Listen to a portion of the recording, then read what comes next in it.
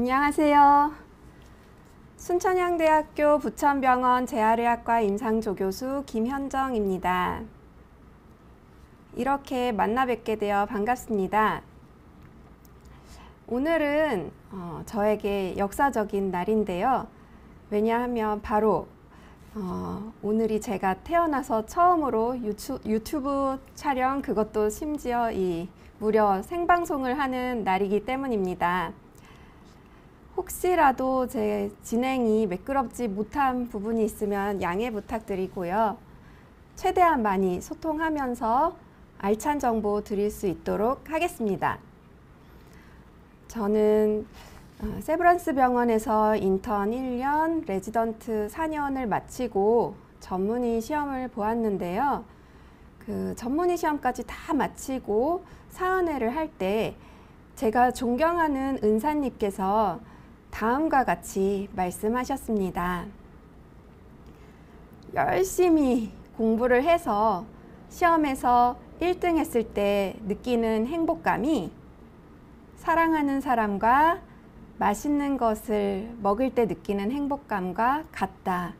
저는 이 말씀이 정말 마음에 와 닿았습니다. 부모님들은 자식들이 먹는 것만 봐도 배부르다고 하잖아요. 그만큼 먹는 것은 우리 삶에서 매우 중요합니다. 저는 오늘 우리가 음식을 먹는 과정에 대해 말씀드리고 그리고 이제 연하 과정, 즉 삼키는 과정에 문제가 있을 때 그것을 검사하는 방법으로서 가장 많이 사용되기도 하고 현재 표준 검사 방법으로 인정받고 있는 비디오 투시 연하 검사에 대해 말씀드리겠습니다. 이 연하라는 용어가 낯선 분들이 많으실 거예요. 연하라는 것은 우리가 음식을 꿀떡 삼켜서 넘기는 것을 연하라고 합니다. 네, 여기 안녕하세요.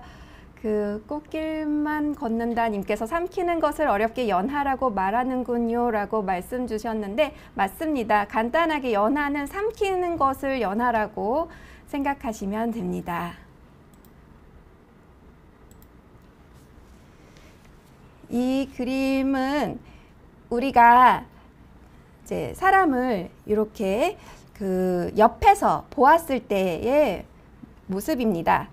단면도인데요. 여기에서 보시면 이 부분이 죄송합니다. 이 부분이 코입니다. 그리고 여기가 입술이에요. 입술. 그리고 이 부위가 턱입니다. 그리고 여기 이렇게 생긴 이 부위가 혀예요. 혀. 그러면 지금 어떤 모습인지 이해가 되시죠? 자, 그리고 여기서 조금 더 설명을 드리면 이 부분을 인두라고 부릅니다. 그 인두 밑으로 식도가 연결되어 있고요.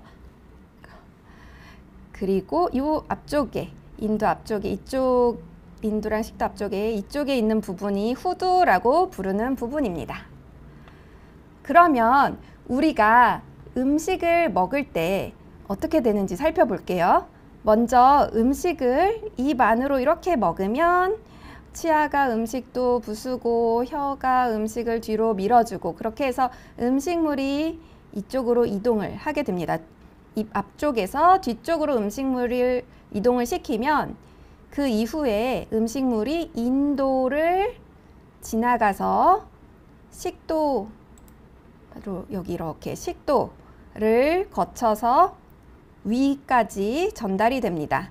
그러면 이 음식이 소장 그리고 대장을 거쳐서 우리 몸 밖으로 나오게 됩니다. 이번에는 우리가 숨을 쉴 때 어떻게 되는지 말씀드리겠습니다. 숨을 쉴 때는 이렇게 코로 공기를 들이마시죠. 코로 공기를 마시면 그것이 지나가는데 이 지나갈 때 아까 음식이 지나갔던 것처럼 같이 인두라는 부분은 같이 지나가요, 공기가.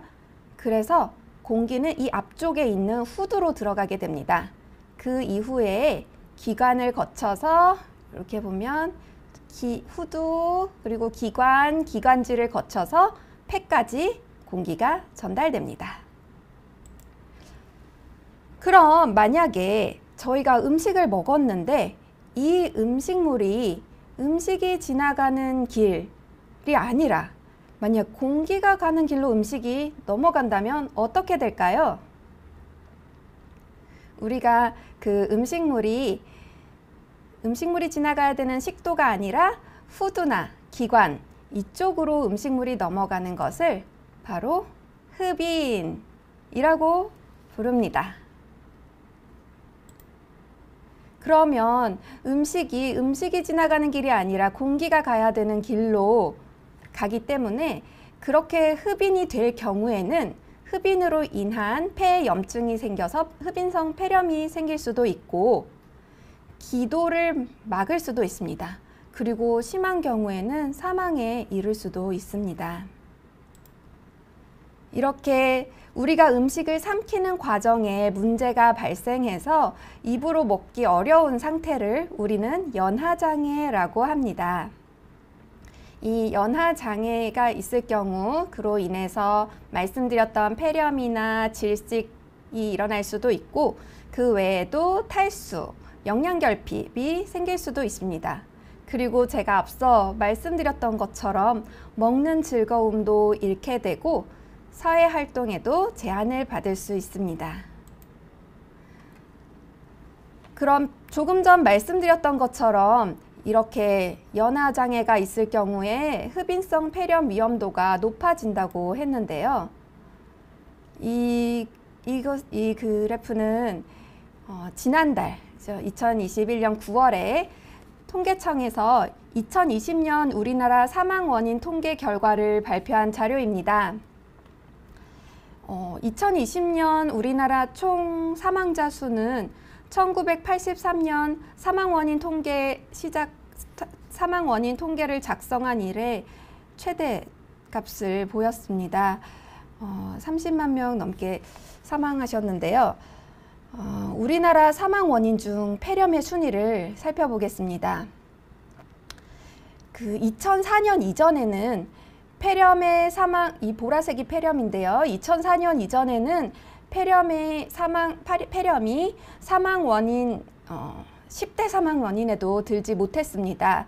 그러다가 2004년에 처음으로 10위권에 진입을 하였고 이제 2020년 발표에서는 폐렴이 3위를 차지하였습니다. 아까 말씀드린 대로 이렇게 연하장애가 있으면 연하장애가 있으면 이제 폐렴이 생길 위험성이 높다 하였는데 따라서 그럼 이제 연하장애라는 것을 어떻게 알아낼 수 있을까? 이 부분이 궁금해지실 것입니다.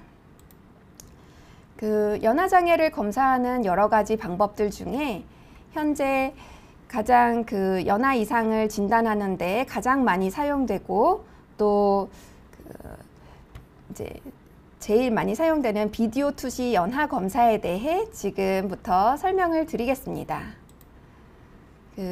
비디오 투시 연하 검사는 가장 많이 사용하는 검사법이자 현재 표준 검사로 인정받고 있는 검사입니다. 연하 과정과 관련된 해부학적 구조들, 앞에서 보여드렸던 입, 구강, 그리고 인두, 후두, 식도 이런 해부학적 구조를 볼 수가 있고 그 구조들이 어떻게 움직이는지 잘 조화롭게 움직이는지 등을 관찰할 수 있습니다. 그리고 그 관찰을 통해서 기도 흡인이 왜 일어나는지 그 원인도 확인할 수 있고 동시에 치료적인 접근도 할 수 있다는 장점이 있습니다. 검사의 목적은 연하장애를 일으키는 해부학적 혹은 생리학적 원인을 찾고 그 밝혀진 원인을 바탕으로 즉석에서 치료적 시도를 하여 치료 계획을 세우는 데 있습니다. 그럼 누가 이 검사를 받게 될까요? 우리가 음식을 먹는데 입에서 잘 조절이 어려우신 분들, 그리고 음식을 삼킨 중이나 아니면 삼키고 난 뒤에 기침을 하시는 분들, 또는 먹고 나면 목에 뭐 걸린 느낌이 들어요. 이렇게 연하장애의 증상이 있는 분들이 검사 대상이 되고요. 흡인성 폐렴이 자주 발생하는 분도 검사하는 것이 좋습니다. 또한 이제 간접 영양법을 실시한 후 구강 섭취를 시작하기 전에 환자분들도 대상이 된다고 여기 말씀을 드렸는데요. 이 부분 조금 더 자세히 말씀드리겠습니다. 이것은 그 통계청에서 2020년 우리나라 성별 사망 원인 순위를 나타낸 그래프인데요. 남성의 경우 3위 폐렴, 4위는 뇌혈관 질환이었습니다. 여성의 경우 3위는 뇌혈관 질환, 4위는 폐렴이었습니다.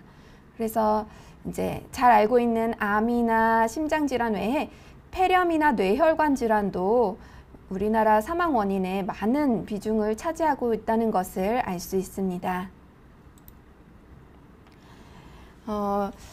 베스 등이 2018년 코크란 리뷰에 발표한 내용을 보면 뇌졸중 환자들에서 그 연하장애가 동반되는 경우, 연하장애가 있는 경우가 27에서 64%에 이른다고 합니다. 조금 이제 넓게 27에서 64% 이렇게 나와 있는데요. 이렇게 연구마다 조금씩 차이가 났던 이유는 조금 더 연구들을 살펴보았더니 그 연구에서 비디오 투시 연하 검사를 이용하였던 그런 연구들이 침상 선별 검사 등을 이용했던 연구들보다 더 발생률이 높게 나왔습니다. 이것은 아마도 비디오 투시 연하 검사가 더 민감도가 높기 때문으로 생각되고, 또 하나는 침상 선별 검사에서 놓치기 쉬운 무증상 흡인 환자분들도 비디오 투시 연하 검사에서는 찾아낼 수 있었기 때문으로 생각됩니다. 그럼 그 무증상 흡인이란 무엇일까요? 만약에 아까 말씀드렸던 것처럼 음식이 이렇게 저희가 음식을 삼켰을 때 그 음식이 가는 길이 아니라 공기가 가야 되는 기도로 들어갔다. 그럼 우리는 어떻게 하죠? 보통 캑캑 기침을 하고 우리가 살에 들렸다고 하죠. 기침을 통해서 기도로 들어간 음식이 밖으로 다시 나오도록 함으로써 폐렴을 예방을 합니다. 그런데 뇌졸중 등의 그런 여러 가지 원인으로 인해서 인두나 후두 부위의 감각이 떨어져 있는 분들은 그 후두 쪽으로 음식이 넘어가도 감각이 떨어져 있어서 기침 반사가 일어나지 않을 수 있습니다. 또 만성적으로 계속 흡인이 일어났던 만성적인 흡인이 있었던 분들의 경우는 점진적 탈감작으로 인해서 실제로 흡인이 일어남에도 불구하고 증상이 없을 수가 있습니다. 이런 분들 같은 경우는 흡인 때문에 흡인성 폐렴 등 위험한 상황이 올 수 있음에도 불구하고 증상이 없어서 본인이 이제 연하장애가 있는 줄 모를 수 있기 때문에 무증상 흡인이 있는 이 분들이 바로 저희가 더 주의 깊게 봐야 되는 분들이기도 합니다. 주변에 혹시 뇌졸중 앓으신 분이 계시다면, 뇌졸중으로 입원하신 분이 계시다면 관으로 식사를 하신다는 말씀을 들어보신 적이 있을 것 같습니다. 관으로 식사를 하는 이유는 이제 아까 앞서 말씀드린 것처럼 뇌졸중 환자의 절반 이상에서 연하장애 증상이 있는데, 그런 경우 입으로 드시지 못할 경우에도 관을 통해서 우리가 음식을 제공할 수 있는 방법입니다. 그거는 이제 긴 관을 코를 통해서 넣어서 그 관이 식도를 지나서 위까지 위치를 하게 됩니다. 지금 여기 간 때문에 가려져서 위가 좀 잘 안 보이긴 한데 이 뒤쪽으로 위가 있는데, 이 관의 끝이 한쪽 끝은 위에 위치를 하게 되고 반대쪽 끝이 바로 여기 코에 이렇게 관이 나오게 돼요.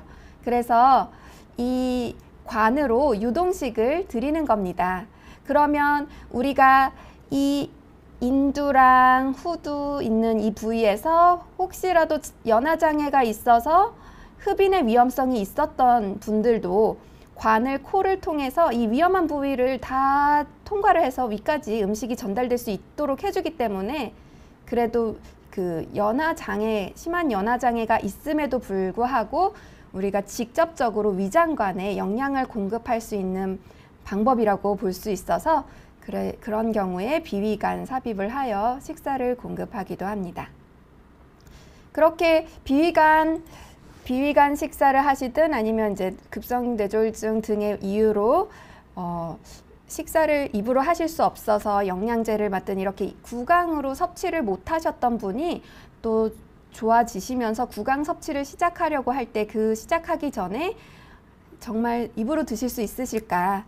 만약에 드실 수 있다면 어떤 음식을 드실 수 있을까? 이런 것을 찾기 위해서도 이 비디오 투시 연화 검사를 하게 됩니다. 이제부터 그 비디오 투시 연화 검사의 장비에 대해 말씀드리겠습니다. 이렇게 저희 병원 장비인데요.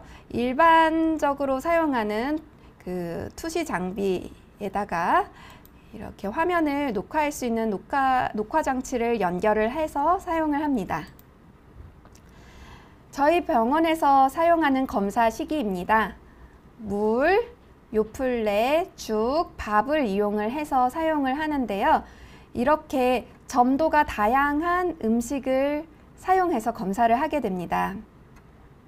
그 이유는 그 환자분들에 따라서 점도에 따라 어떤 점도의 음식은 드셨을 때 괜찮으신데 어떤 점도의 음식들은 흡인이 되거나 다른 이제 그 흡인이 되는 등 위험성을 보이는 경우가 있어서 여러 가지 종류의 점도의 음식을 드시면서 검사를 하여서 어느 음식이 제일 환자분께 적합할지를 정해드릴 수 있습니다.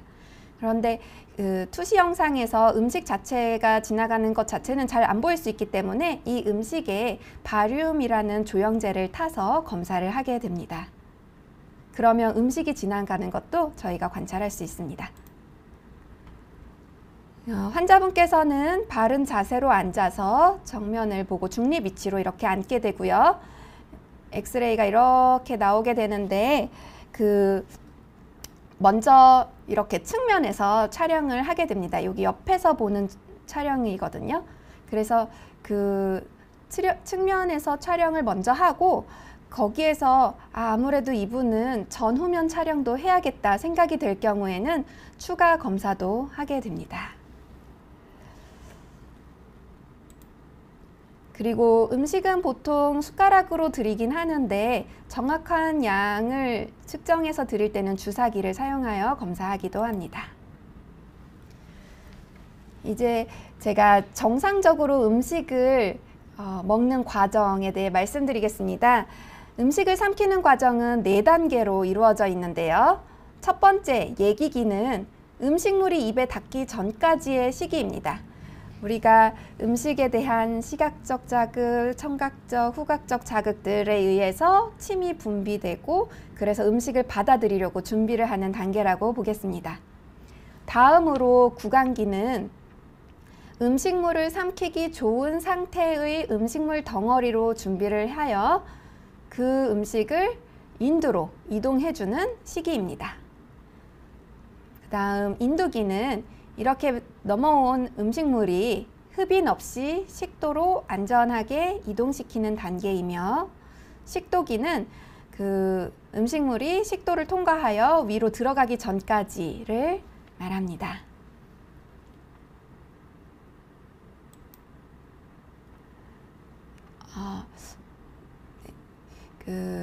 실제 촬영 영상을 보여드리겠습니다.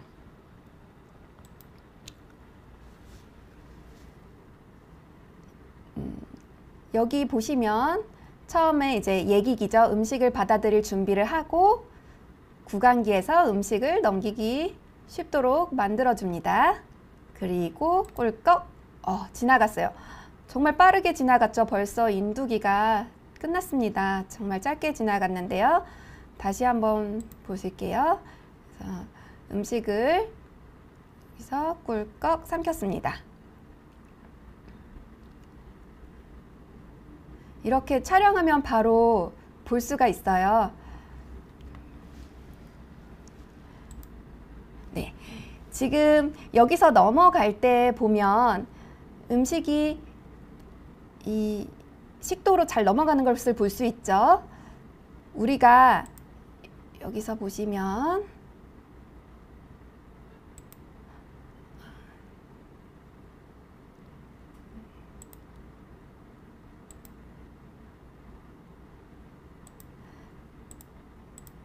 저희가 이제 음식을 먹을 때 음식이 우리 몸이 어떻게 음식을 기도로 안 들어가고 식도로 가게 할 수 있을지 신기하실 수 있어요. 우리 몸에는 이 기도 흡인이 되는 것을 방지해주는 보호 기전이 여러 가지가 있습니다. 그것을 몇 가지 설명드리겠습니다. 먼저 여기에 이렇게 조금 구부러져서 보이는 이것을 후두개라고 부르는데요. 이 후두개가 음식을 꿀꺽 삼킬 때 이게 여기가 후두 부분인데 후두 부분을 뚜껑을 덮는 것처럼 이렇게 닫아줍니다. 이 인두기 삼킴 과정이 정말 순식간으로 빨리 일어나기 때문에 못 보실 수도 있는데 제가 다시 보여드릴게요. 한번 눈 크게 뜨고 보세요. 보셨어요? 다시 보세요. 여기 끝에 있죠? 한번 여기 끝이 있으면 방금 조금 전에 요렇게까지 내려왔다가 다시 올라갔어요. 그러니까 우리가 음식을 삼킬 때 이 기도 부분을 얘가 뚜껑 닫는 것처럼 닫아줘서 공기가 갈 길로 못 들어가게 해주는 거예요. 그리고 그 외에도 여기 이 부분이 우리 성대인데요. 꿀꺽하고 삼킬 때 성대도 닫힙니다. 여기서 좀 보시기 어려우실 수도 있는데 성대도 닫힙니다. 그렇게 해서 기도로 음식물이 들어가는 것을 막고요. 또 하나는 여기 뒷부분이 식도이고 이 앞부분이 후두인데 후두가 삼킬 때 이 후두가 위로 올라갑니다. 앞쪽 위쪽으로 이렇게 올라갑니다. 보세요. 보시면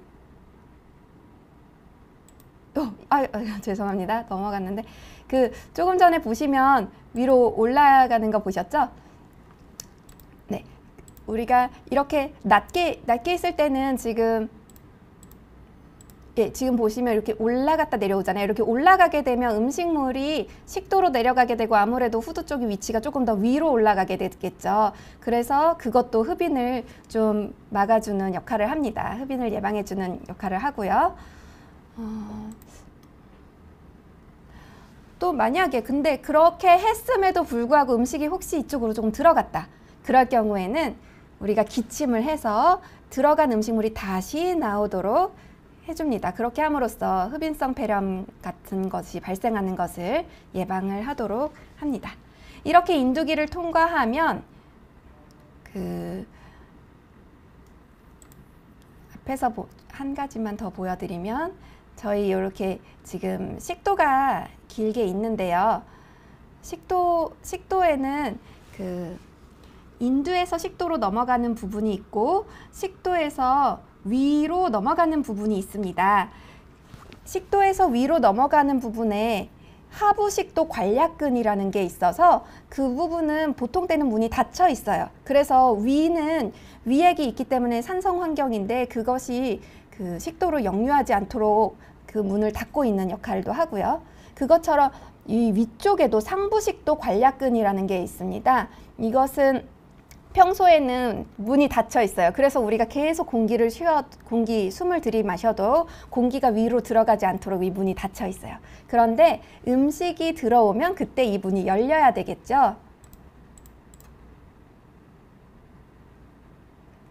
그래서 여기에서도 이제 삼킴 과정이 일어날 때 문이 열려서 들어간 거예요. 그리고 다시 닫혔어요. 그렇게 식도기로 진입을 하게 되고 식도기 거쳐서 위까지 전달이 됩니다.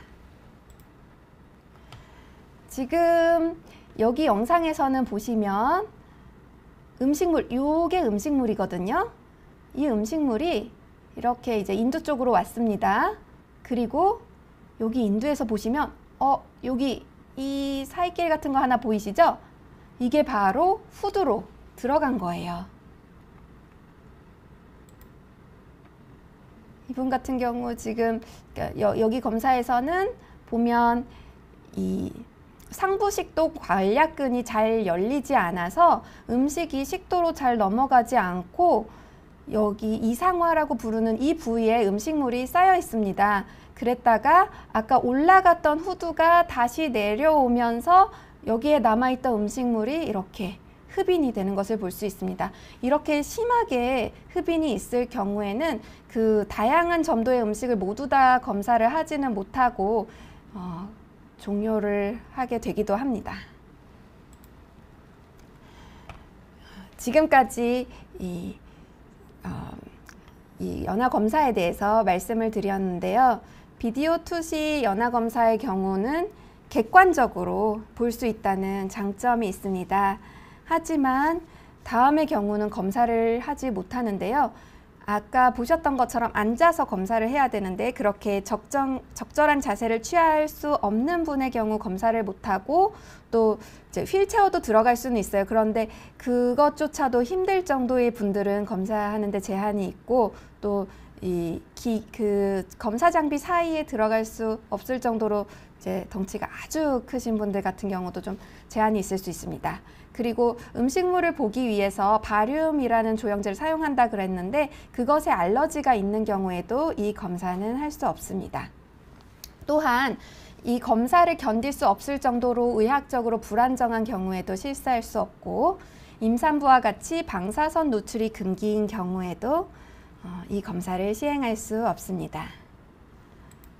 네, 지금까지 경청해 주셔서 감사합니다. 네, 송지연 님께서 어떤 환자의 경우엔 관으로 식사를 못할 수도 있나요? 점도가 다양한 음식에 알러지가 있다면 먹을 수 없나요? 조영제에 의한 부작용은 없나요? 이렇게 질문 주셨습니다. 관으로 식사를 못 하시는 경우 이제 처음에 이제 관을 코를 통해서 입까지 넣을 수 있다고 말씀을 드렸는데요. 사실 관은 그냥 이 가는 길을 안전하게 제공할 뿐이지 음식 먹는 거는 똑같아요. 그러니까 음식을 우리가 입에서 씹어서 그것을 목을 지나서 위까지 가는 그 과정을 단지 바로 위까지 전달해 줄 뿐이에요. 따라서 특별히 유동식에 특별히 알러지가 없는 분들 같은 경우는 다 식사도 하실 수 있고요. 그리고 점도가 다양한 음식에 알러지가 있다면 먹을 수 없나요? 저희가 검사하는 검사 시기에 대한 질문이신 것 같은데요. 밥은 진짜 그냥 일반 밥. 그래서 일반 밥 드셔도 괜찮은 분들은 다 검사하실 수 있고요. 그리고 죽도 마찬가지 쌀로 만든 죽이고 요플레 평소에 괜찮은 분들은 검사하실 수 있고요. 물은 일반 물이어서 괜찮고 조영제에 대한 알러지만 없으면 검사가 가능합니다. 조영제에 의한 부작용은 말씀드린 대로 조영제 자체에 알러지가 없으면 가능하고 검사 자체에서 저희가 음식을 아주 많이 먹지는 않아요. 조영제를 그렇게 많이 드시는 거는 아니어서 그로 인해서 크게 문제가 되지는 않습니다. 다만 이제 조금 간혹 검사하고 나서 좀 변비를 호소하신 분도 가끔 있으시기는 해요. 근데 그거는 이제 크게 문제가 될 정도는 아닙니다. 다음 고촌 날다람쥐 님께서 요즘은 뇌졸중이나 뇌출혈로 쓰러지면 어느 정도까지 회복이 가능한가요? 물론 정도에 따라 다르겠지만요. 이렇게 질문 주셨습니다. 네, 맞습니다. 정도에 따라 다릅니다. 뇌졸중이나 뇌출혈의 경우 우선은 어느 부위에 병변이 생겼는지 그리고 또 병변 크기가 얼마나 되는지 그것에 따라 또 예후가 많이 달라질 수 있습니다.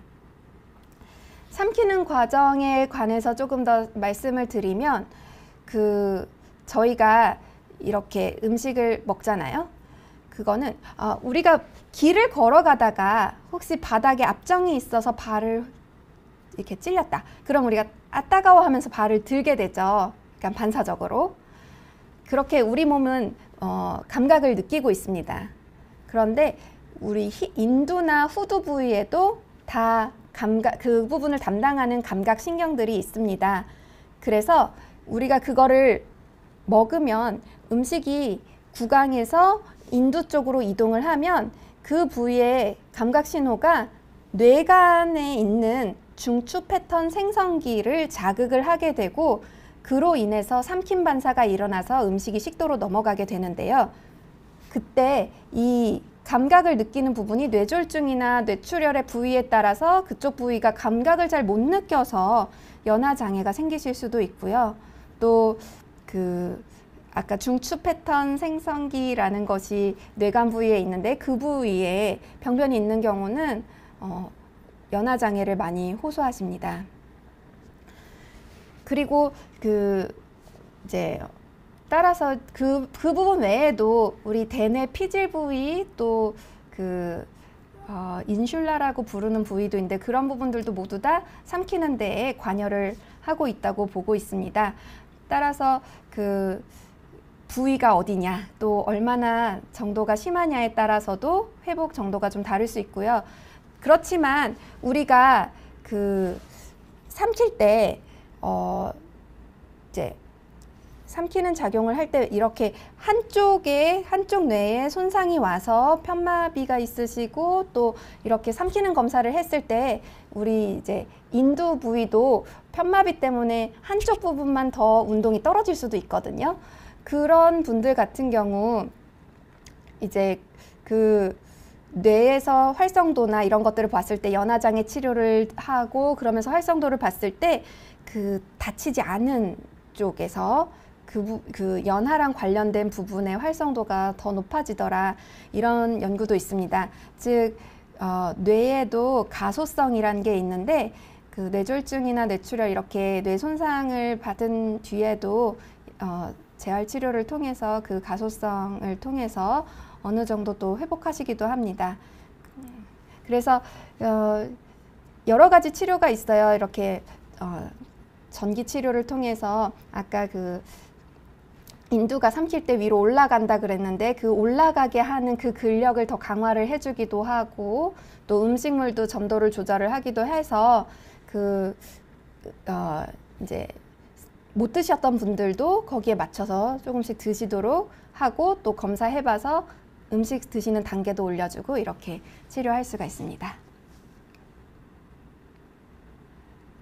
고촌 날다람쥐님께서 키가 크면 뇌졸중에 걸릴 확률이 더 낮다는데 사실인가요? 라고 질문 주셨는데 제가 이 말을 들어본 적이 없습니다. 키가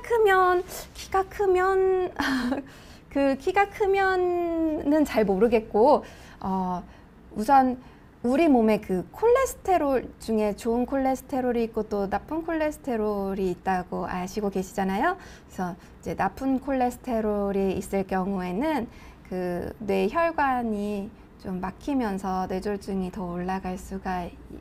확률이 더 올라갈 수 있고요.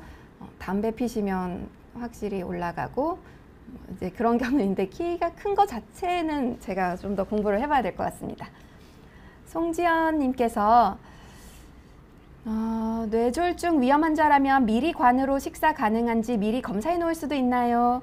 어느 과에서 할 수 있나요? 또 유동식이어도 온도 같은 거에 적응 못하는 환자도 있을 땐 어떻게 해주시나요? 유동식의 온도도 맞춰서 해주시는 건가요? 몇 도 정도? 이렇게 질문 주셨습니다.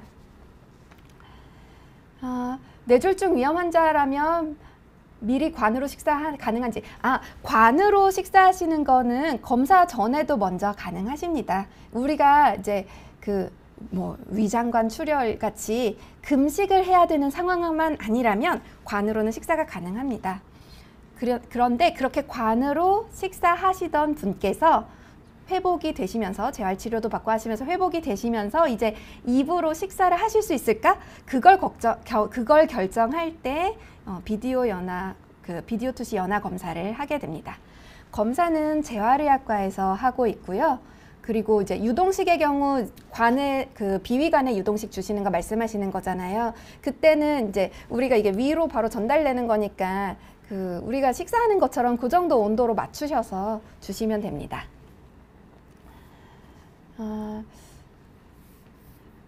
그리고 이제 관으로 식사하시는 거 조금 더 말씀을 드리면 이제 그 관 같은 경우 이렇게 길게 와서 위까지 들어가 있으니 이 흡인을 예방해 준다는 장점이 있어요. 그런데 관 식사 같은 경우 너무 오래 할 경우에는 또 그로 인한 문제가 생기실 수도 있습니다. 왜냐하면 이제 이 관이 아무래도 위벽을 좀 자극을 할 수가 있고요. 그리고 아까 그 하부식도 관략근이 있다고 했는데 이 관 자체가 거기를 이제 지나서 위까지 들어가 있기 때문에 아무래도 그 위식도 역류가 관이 없는 분들에 비해서는 좀 더 생기실 수도 있습니다. 그런데 우리는 위 자체는 산성에 잘 견딜 수 있도록 되어 있는 부위이지만 식도는 그렇지 않아요. 그래서 위식도 역류가 있거나 하면은 이제 식도염도 발생하실 수 있고 이런 문제도 생기실 수 있습니다. 따라서 관으로 보통 이제 관으로 한 달 이상 관을 유지해야 될 것 같다. 그런 경우에는 이제 이 관에 의한 문제도 생길 수가 있기 때문에 그럴 때는 경피적 위 조루술이라는 걸 시행할 수 있는데 그것은 이제 배 쪽에 바로 위로 이렇게 구멍을 살짝 뚫어서 관을 여기에 딱 연결을 해주는 거예요. 그러면 이제 콧줄 할 경우에는 비위관을 할 경우에는 여기 이제 코랑 목구멍 이 부분 다 지나기 때문에 약간 환자분께서 그 지나는 길이 좀 불편해 하시고 또 뇌졸중 환자분 같은 경우는 인지가 함께 떨어지시거나 좀 이제 조금 그 경우에 따라 난폭해지시는 경우도 있는데 그럴 경우는 콧줄을 계속 뽑아버리실 수도 있어요. 그게 좀 환자분도 불편하시고 또 아까 말씀드린 것처럼 위장관 출혈을 일으킬 수도 있어요. 그 자극으로 인해서. 그래서 보통은 이제 4주에서 6주 정도 이상 계속 콧줄을 오래 가지고 가셔야 될 것 같다 할 경우에는 경피적으로 위쪽으로 관을 뚫어주는 수술을 하실 수도 있고요. 아무래도 좀 이거는 좀 걱정이 되실 수도 있지만 이 경우에도 관은 관대로 넣고 입으로는 계속 연화 치료를 함으로써 나중에 혹시 식사가 가능하시게 되면 이 관도 제거가 가능합니다. 이 작가님께서 선생님 저는 콜레스테롤 수치가 많이 높아서 걱정이에요. 30대 남자인데요. 운동도 열심히 합니다. 줄이는 방법 있을까요? 말씀 주셨습니다. 우선은 그 콜레스테롤 수치 많이 높으신 경우 이제 콜레스테롤 종류 중에 어느 수치가 높은지를 좀 확인을 하셔야 되고요. 혹시라도 이제 그 LDL 콜레스테롤이 많이 높으신 경우 그때 만약에 고혈압이나 당뇨 같은 다른 병도 함께 있으신 분은 그 LDL 콜레스테롤을 저희가 목표로 하는 수치가 달라요. 그러니까 다른 위험 요인이 없는 분에 비해서 그런 위험 요인도 같이 갖고 계신 경우에는 더 목표하는 수치를 낮게 하고 있거든요. 당연히 식이 조절도 도움이 되고요. 유산소 운동 통한 이런 운동도 도움이 되고 그리고 그렇게 생활 습관을 먼저 개선을 하는데 그렇게 함에도 수치가 목표한 만큼 잘 떨어지지 않을 경우에는 약을 드셔야 될 수도 있습니다. 우선은 어느 정도 수치인지 이런 걸 이제 꾸준히 좀 보시면 좋을 것 같습니다. 고촌 날다람쥐님께서 혹시 재활의학과와 정형외과의 차이점이 무엇이죠? 이름 때문에 비슷하다는 생각이 들어요. 질문 주셨습니다. 네. 재활의학과의 경우 이제 저희는 우리 몸에는 중추신경계, 말초신경계가 있고 또 근골격이 있어요. 그런데 재활의학과에서는 이제 뇌졸중이나 뇌출혈 같이 중추신경계 이상 아니면 척수 손상처럼 중추신경계 이상으로 인해서 우리가 원래 걸으셨던 분이 못 걸으시고 드셨던 분이 못 드시고 이런 기능적으로 문제가 생긴 것을 하실 수 있게 해드리는 과입니다. 그러니까 뇌졸중으로 쓰러지셨고 쓰러지신 분께 다시 재활치료, 운동치료, 작업치료, 언어치료 이런 걸 통해서 다시 걸으시고 다시 말씀하시고 그러실 수 있도록 저희가 이제 도와드리고 있고요. 아마도 정형외과와 차이점이 무엇인지 궁금하신 부분은 근골격계 부분 때문일 것 같습니다. 그러니까 재활의학과에서는 그 뇌졸중이나 이런 중추신경계 이상이 있으신 분들 같은 경우는 운동치료 이런 것뿐만 아니라 보조기 그리고 또 척수 손상 등으로 인해서 사지마비가 있으신 분들 같은 경우는 휠체어도 아마 이렇게 뭐 입으로 조절하는 거나 아니면 이제 안구로 조절하는 마우스 이런 것들을 보셨을 거예요. 그런 것들을 이용해서 재활의학과는 기능적으로 하시지 못하시던 것을 할 수 있도록 도와드리는 과이고요. 정형외과는 정형외과랑 재활의학과가 공통점이라면 근골격계 통증을 좀 같이 볼 수 있는데 그 정형외과에서는 아무래도 외과이다 보니까 수술적 치료를 한다고 좀 더 보실 수 있겠습니다. 우리가 이제 뼈가 부러졌을 때 수술을 하시거나 이제 뭐 근육이 찢어지거나 이럴 때 이제 수술을 하실 경우를 좀 더 정형외과 쪽으로 보시면 될 것 같고요. 재활의학과는 물리치료, 이런 운동치료 이런 것들을 제공한다고 보시면 될 것 같습니다. 식도의 관략근이 상부와 하부 둘 중 어느 부분이 안 좋은지 어떤 검사로 미리 알 수가 있는지요? 네.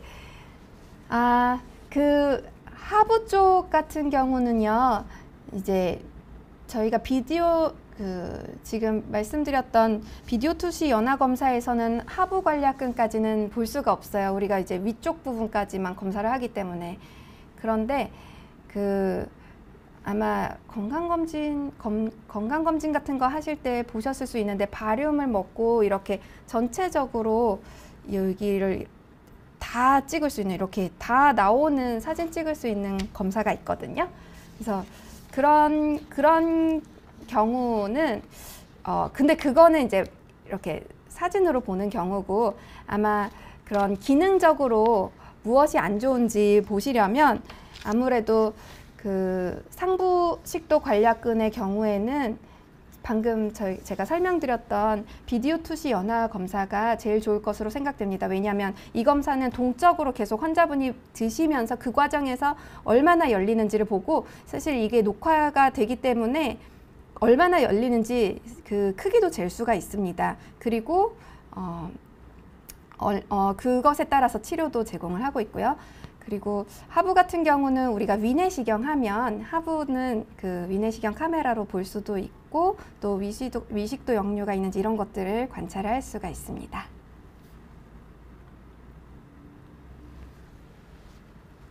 네.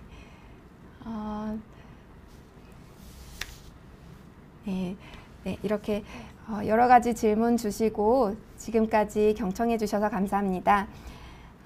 모두들 제가 시작 때 말씀드렸는데 저는 그 시험 1등에서 그때 느끼는 열심히 정말 사실 1등 하려면 정말 열심히 공부해야 되잖아요. 밤새서 남들 놀 때 공부하고 계속 열심히 공부를 해서 그때 1등을 했을 때 그 행복감과 맛있는 사람과 죄송합니다.